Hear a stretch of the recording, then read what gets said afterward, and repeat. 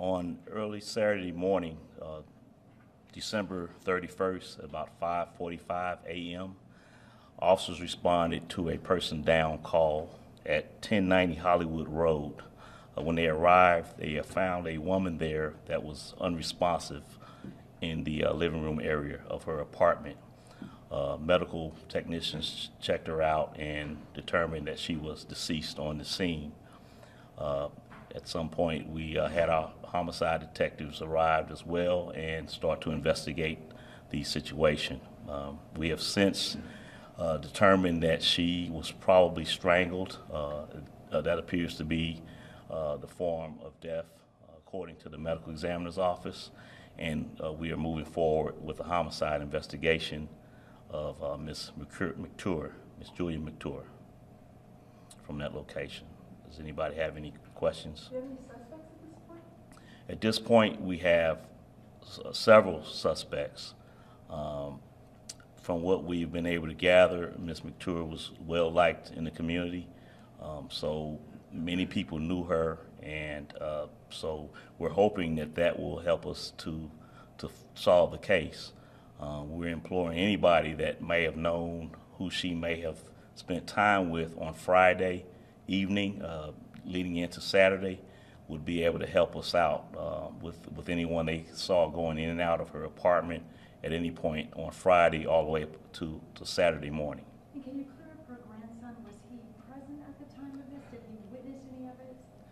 Well, that's not totally clear. What we do have is, since he is a minor, and in those cases, whenever we have a person of that age that is a victim or a witness of a serious crime, we conduct what we call a forensic interview, and that interview is not conducted by police personnel. It's conducted by a psychiatrist rather. So the psychiatrist interviews these young people so that we can hopefully get to the truth through those means. From what we understand of his interview, he awoke to find his grandmother deceased, and then he went for help. A neighbor was nearby and assisted him and called 911. So that's the information that we have at this point, that he was there, but in another room when this incident may have occurred, and that when he woke up to use the bathroom, I believe it was, he found his grandmother on the floor and he couldn't wake her up. So does she have custody of him? I don't know if it was documented custody, but he was living with her. That's where he was staying on a regular basis. He was staying with his grandmother. Where is he now? He's in the care of another family member. So at this point, it doesn't seem like this young boy tried to fight off the attackers or saw them while the attack was going on? Not at this point. Like I said,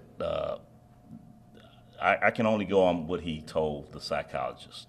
And what he told the psychologist was that when he woke up, his grandmother was in the state that she was in. Whether or not that occurred, we can only trust what he told the psychologist. And his family seemed pretty convinced that there were two specific suspects that were back at the crime scene after Ms. McTour was found. That may be true. Like I said, we are exploring the possibilities of those two that you're mentioning, as well as anybody else. That's why we really need the help of the community, the people that live around there that apparently know her, to be able to call us. And I'd like to put the Crime Stoppers number out there, 404-577-8477 or 404-577-TIPS. Anyone that knows any information, that information is totally anonymous. We won't be using your name, asking you to testify or anything like that. Just if you would, please call that number for us. The family says she was also sexually assaulted. Did the medical examiner find evidence of that? I'm not sure at this point. Of course, anytime there's a female that's deceased, that's a routine thing that we do. So I guess we'll find out at some point if that was the case.